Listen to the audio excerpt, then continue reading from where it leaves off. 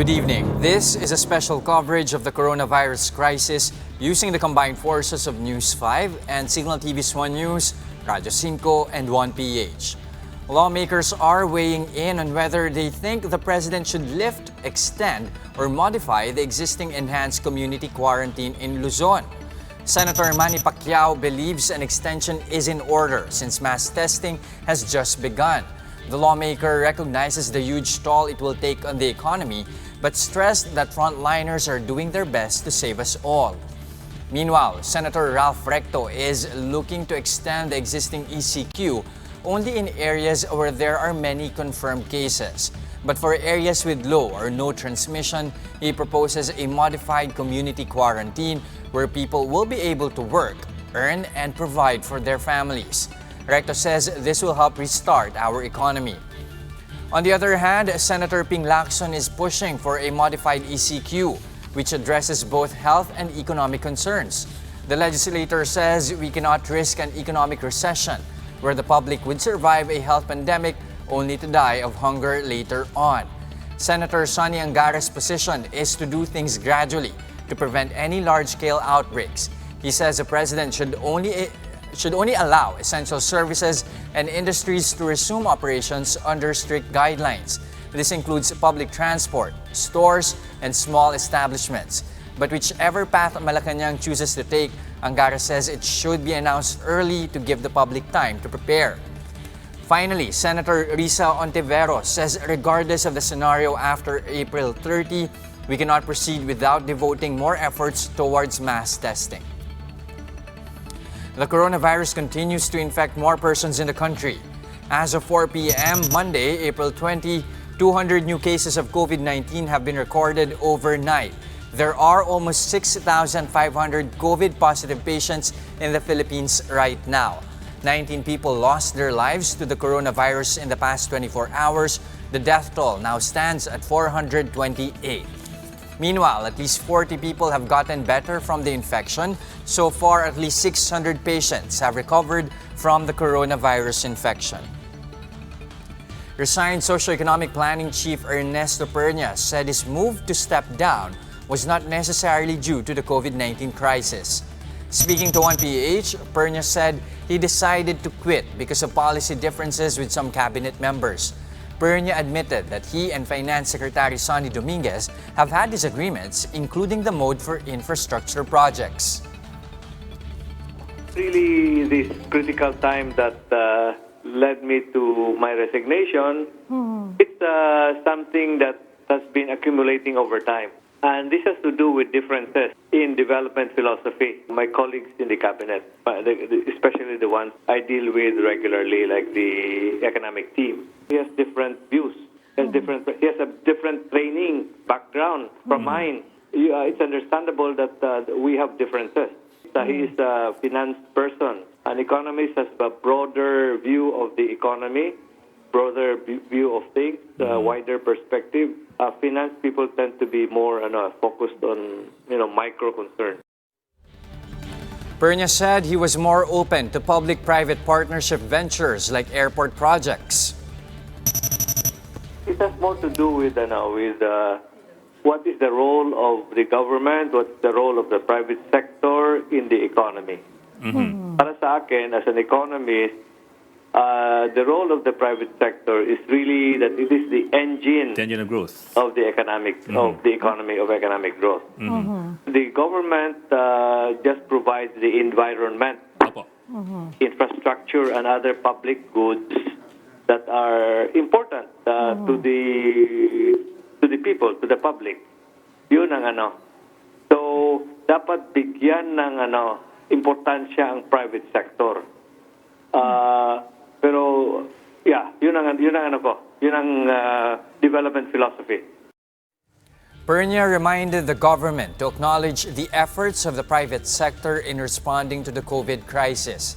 He said private firms and individuals are playing an important role in augmenting the aid extended by the government. Dapat talaga mag-partner. Partner ang government at saka ang private sector. Kaya ang maganda sigurong mangyayari na yung si General Galvez, Secretary Galvez, who is the main implementer of the government program, dapat may private sector partner siya. Parang ma-synchronize, parang ma-coordinate yung ginagawa ng private sector at sa ginagawa ng government. And if you combine the two, the impact of the whole is greater than the sum of its parts. Pernia also said that some of his former colleagues were supportive of his proposal to shift to a selective or modified quarantine to restart economic activity. Meanwhile, he also called on the health department to fast-track mass testing.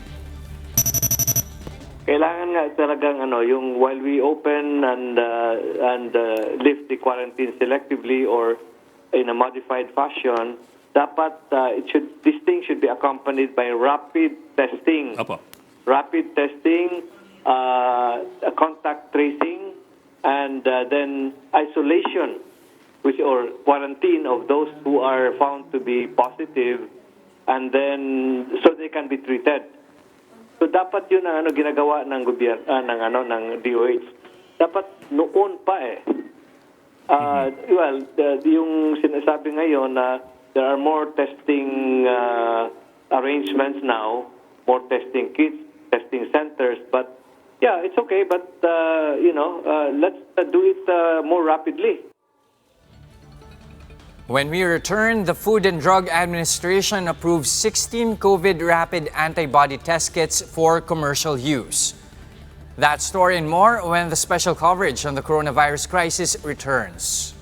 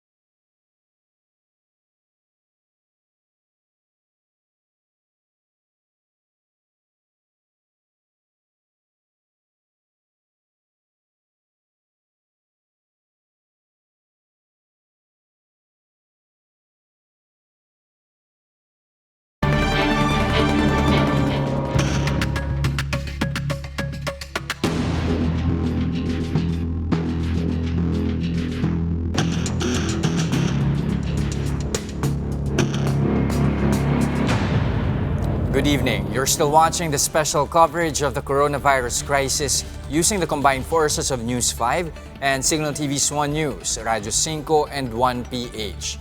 The Food and Drug Administration has given the green light on 16 COVID rapid antibody test kits for commercial use. These products came from different manufacturers based in different countries. Though they're being packaged as easy to use, the FDA recommends that they should be administered by trained health professionals only. The agency also reiterates that these kits are strictly for medical professional use only and are not intended for personal use. Results from these devices should be interpreted by doctors. The FDA notes confirmatory PCR-based testing remains the gold standard for detecting the coronavirus.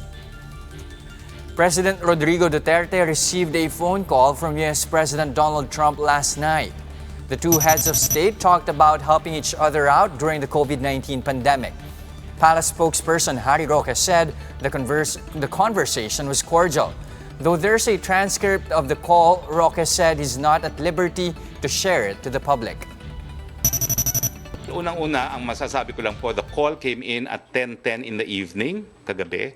Pangalawa po, it was initiated by the US government.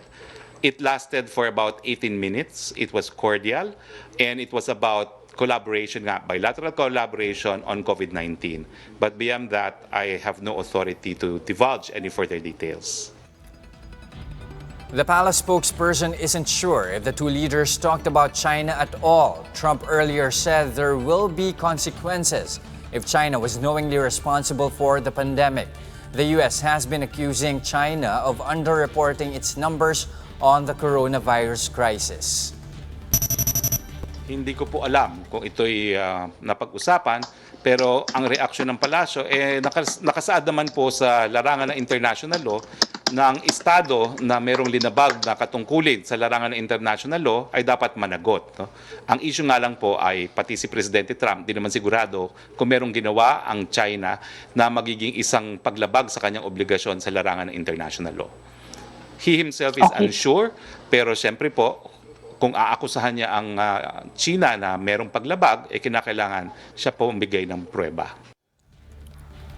NCRPO Chief Deboldsinas defended 4 policemen who allegedly barged into the Pacific Plaza Towers in BGC on Sunday.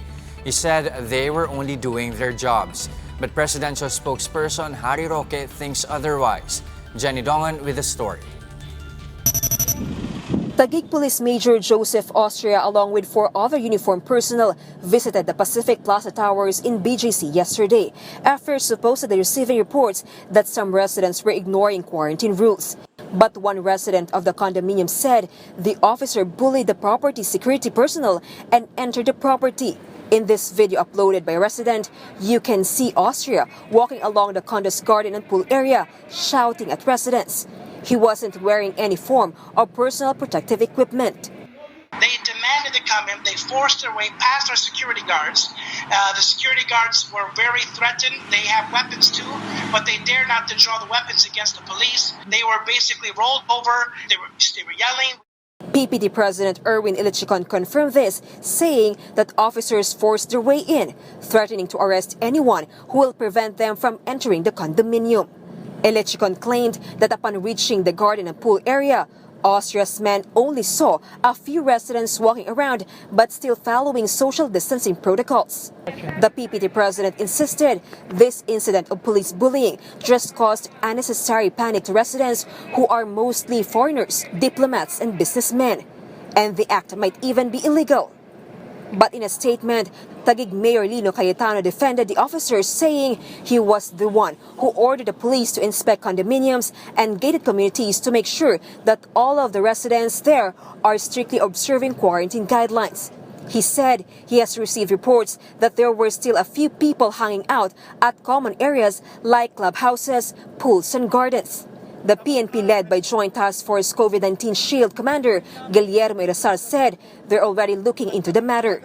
Ilyasar noted that Austria only shouted at residents after spotting some of them gathering at the common area. He also denied that Austria pointed a gun at anyone. NCRPO Chief Dibolsinas shared the same sentiments and insisted that his men politely relayed their intention to the condo management. But the manager insisted that they will keep their common areas open because the area remains COVID-free. The NCRPO added that other residential towers in the area, like Avida and Serendra, have submitted incident reports to authorities, except for Pacific Plaza Towers. Pacific Plaza Towers plans to take legal action against the officer for scaring its residents and forcibly entering a private area. Presidential spokesperson Harry Roque shared the same concerns and has confirmed that the palace has already directed a separate probe into the matter. Karapatan ng ating mga kababayan na magkaroon na maging secure sa kanilang houses, places, and persons shall be inviolable. Hindi po pwedeng malabag yan kung walang utos po ng ating korte at hukuman. Ang pulisiya po ng pulis naman ay hindi po pwedeng pumapasok po ang mga pulis sa mga private property kung, number one, wala silang nalalaman na krimen na nangyayari doon sa private property na yon, kung hindi sila inimbita o kung wala po silang search warrant. So, imbestigahan po natin yan.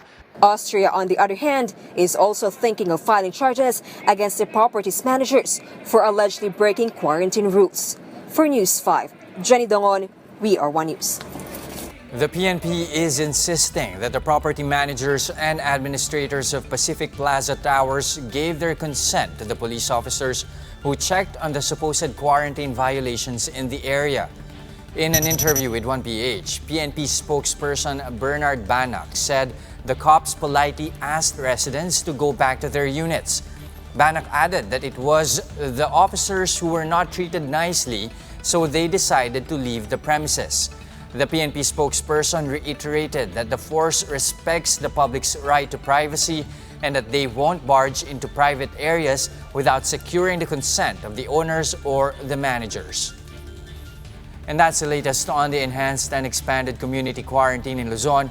For more updates, follow News 5, The Philippine Star, and Business World Online. I'm Jess De Los Santos. We are One News.